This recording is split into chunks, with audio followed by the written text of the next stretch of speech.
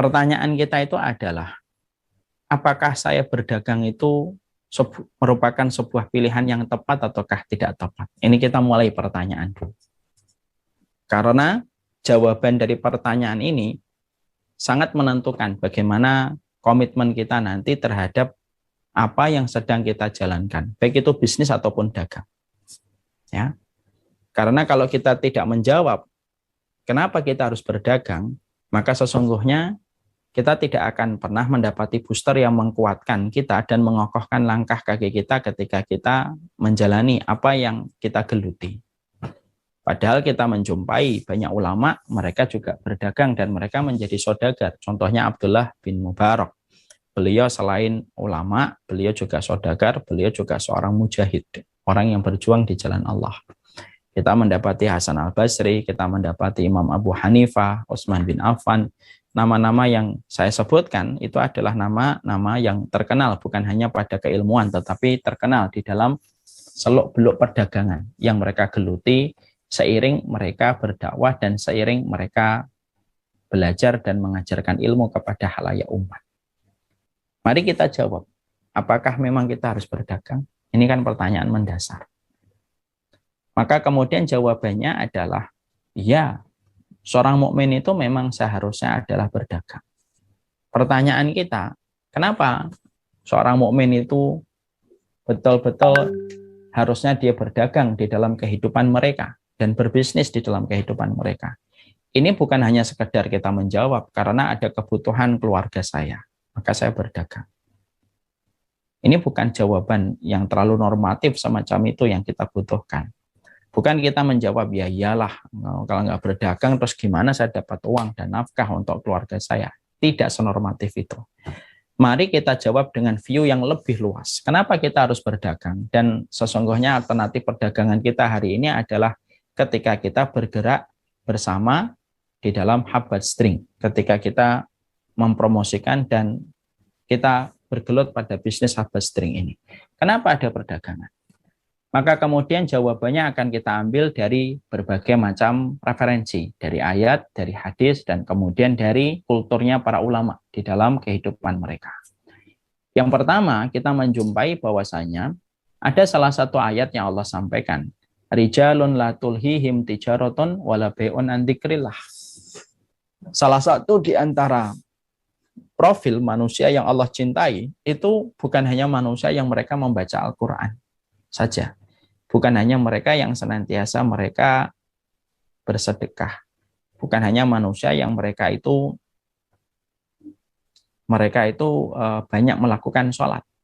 Tapi salah satu di antara profil manusia yang disebutkan oleh Allah dan dipuji oleh Allah ketika Allah itu menyebutkan rijalun la tulhihim tijaratun wala bai'un an dzikrillah. Yaitu seseorang yang mana tijaratun itu perdagangannya. Jadi Allah itu menyebut kata perdagangan di dalam Al-Quran. Wala bai'un, jual beli. Tidaklah perdagangannya, bisnisnya, dan jual belinya itu melalaikan dia dari berzikir kepada Allah. Berarti laki-laki yang dipuji oleh Allah itu bukan hanya sibuk di dalam dia berzikir, tapi laki-laki dan perempuan yang dipuji oleh Allah ketika mereka tetap tidak melupakan kewajiban mereka pada kehidupan di dunia, menegakkan tulang, mencukupi keluarganya, tapi kesibukan dia di dalam aktivitas bisnisnya dan dagangnya tidak melupakan. Tidak kemudian menjadikan mereka lalai dari berzikir kepada Allah. Jadi laki-laki dan perempuan yang dipuji adalah mereka yang mampu mempadu padankan antara ibadah dan ikhtiar, serta usaha yang mereka lakukan untuk mencari karunia-karunia Allah di atas muka bumi. Ini yang Allah cari. Makanya kalau kita mentadaburi dan kita merenungkan pada surat Al-Jum'ah, kita akan mendapati pada surat Al-Jum'ah satu ayat yang terakhir Allah menyampaikan faida qudiyatis salatu fantashiru fil ardi wabtagu min fadlillah wadhkurullaha katsiran la'allakum tuflihun. Kalau kamu sudah selesai sholat Jumat, jangan lama-lama duduk di situ sampai asar. Jangan, kata Allah. Allah menyampaikan faida qudiyatis sholatu. Kalau kamu sudah selesai sholat, fantashiru fil ardi. Bertebaranlah kamu di atas muka bumi untuk mencari karunia Allah. Wadhkurullaha. Sembari kamu berzikir kepada Allah supaya kamu beruntung. Makanya di sini kita akhirnya menjumpai dari ayat ini referensi yang paling pokok. Ternyata perdagangan itu disebutkan oleh Allah. Dan laki-laki dan perempuan yang dipuji oleh Allah, bukan laki-laki yang tidak berdagang, bukan laki-laki dan perempuan yang tidak mencari karunia Allah dan hanya berada di masjid. Bukan ini yang Allah puji. Tapi yang dipuji oleh Allah adalah laki-laki dan perempuan. Pada kesibukan mereka ketika beribadah kepada Allah, mereka tidak melupakan bagian nasib mereka pada kehidupan di dunia dengan mereka berdagang dan berbisnis. Dan dagangan serta bisnisnya mereka tidak merupakan mereka dari berzikir kepada Allah.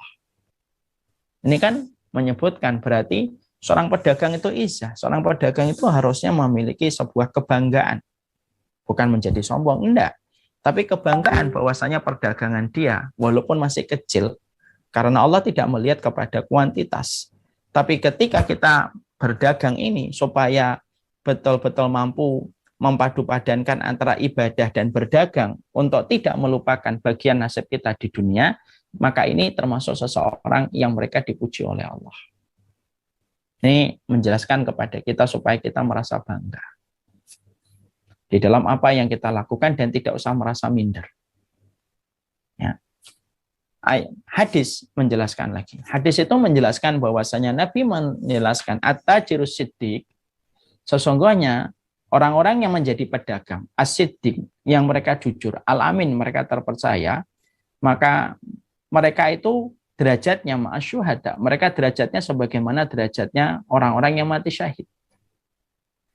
Rasulullah Shallallahu Alaihi Wasallam itu menyebutkan, jadi kalau kita ingin mendapatkan kemuliaan, keutamaan dari pahala orang yang mati syahid, dan kita semuanya sepakat ya, keutamaan mati syahid itu keutamaan yang besar di sisi Allah.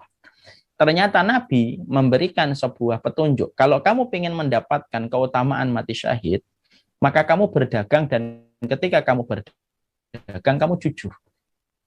Berarti kalau kita berdagang sepanjang hidup kita, mungkin kita tidak akan bisa mendapatkan keutamaan yang setara dengan orang yang mati syahid. Kalau kita tidak pernah berdagang dan jujur di dalam perdagangan kita. Jadi Nabi secara implisit itu menyampaikan kepada kita secara tidak langsung, berdaganglah, karena kalau kamu berdagang, kamu jujur di dalam perdagangan yang kamu kelola, kamu amanah dengan apa yang kamu kerjakan di dalam bisnis dan perdagangan kamu, maka walaupun kamu tidak hafal Al-Quran, walaupun kamu tidak itikaf di masjid, tetapi perdagangan itu kamu jalankan dengan jujur dan amanah, Rasulullah mengatakan malaikat akan mencatat bahwasanya keutamaan derajatmu sebagaimana keutamaan derajatnya mati syahid. Ini loh, ini referensi-referensi yang banyak hilang dalam pemikiran orang kalau berdagang. Bahwasanya berdagang itu bagian yang tidak terpisahkan dari ibadah. Bukan masalah kaya dan tidak kaya setelah kita berdagang. Bukan itu, bukan. Yang ketiga, kenapa kemudian kita harus berdagang dan berbisnis? Ya sebagaimana kemudian kita bisa menebarkan manfaat. Kemudian kita betul-betul berusaha menunjukkan ladzina jahadu fina lanahdiyannahum subulana.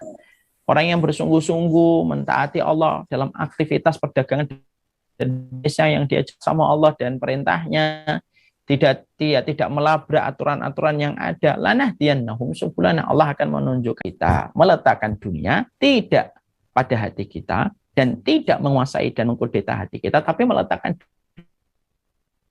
kita, kecintaan bersahaja, tidak berlebihan. Kemudian kita juga tidak meninggalkan beban luka. Dia tidak bisa terbang. Setiap dia mencoba mengepakkan sayapnya, dia gagal. Terus gurunya berkata, terus saya penasaran. Apa yang kamu penasaran? Kata gurunya. Saya penasaran. Terus rezeki itu dari saya. Kira-kira rezekinya burung itu dari mana? Kalau dia tidak bisa terbang. Saya akhirnya duduk. Saya lihatin, saya perhatikan burung itu. Baru saya memperhatikan burung itu, Allah ngirimkan jawaban. Tiba-tiba ada burung yang terbang di udara, mendekat kepada pohon itu, dia membawa cacing yang kelihatan di mulutnya. Lalu kemudian cacing itu dia berikan kepada burung yang sakit. Lalu dia terbang kembali. Beberapa saat dia membawa cacing lagi. Lalu memberikan cacing itu kepada burung yang sakit. Gurunya tersenyum. Apa pelajaran yang kamu peroleh dari kejadian itu? Pelajaran yang saya dapatkan dari itu, wahai guru saya, adalah, oh berarti kita manusia tidak usah khawatir. Kalaupun kita sakit, Allah akan tetapkan rezekinya. Kata muridnya. Nah, Bapak dan Ibu, agen dan reseller, tahu nggak apa yang kira menjadi jawaban dari gurunya? Gurunya berkata, kenapa kamu menempatkan dirimu sebagai burung yang sakit? Kenapa kamu tidak menempatkan dirimu sebagai burung yang sehat, yang membawa cacing kepada burung yang sakit? Kamu ridho menempatkan dirimu sebagai burung yang sakit yang akhirnya membebani burung yang sehat. Kenapa kamu tidak terfikir untuk menjadi burung yang sehat gitu, membawa cacing kepada burung yang sakit? Dan itu filosof untuk kita. Pelajarannya apa? Kenapa kita tidak pernah bercita-cita untuk menjadi manusia yang membawa cacing atau yang membawa kecukupan bagi orang lain ketika kita berdagang? Dan itu yang kemudian bisa kita bangun di dalam pemikiran kita. Bahwasanya di dalam perdagangan itu ataupun bisnis yang kita geluti, jangan pernah kita berpikir bahwasanya bisnis itu hanya sekedar menutupi kebutuhan, bayar anak sekolah. Betul, itu juga merupakan hal yang kita inginkan juga dapat. Tapi hal paling basic ketika kita berdagang dan berbisnis itu apa? Karena kita ingin menjadi seseorang yang dicintai oleh Allah dalam perdagangan ini. Tidak melupakan kita dalam sholat. Tidak melupakan kita di dalam peraturan Allah. Di dalam berdagang ini akan mendapatkan derajatnya orang yang mati syahid. Di dalam perdagangan ini akan menjadikan kita bisa memberi manfaat kepada orang. Dengan setapak demi setapak, setahap demi setahap proses-proses kita di dalam membesar.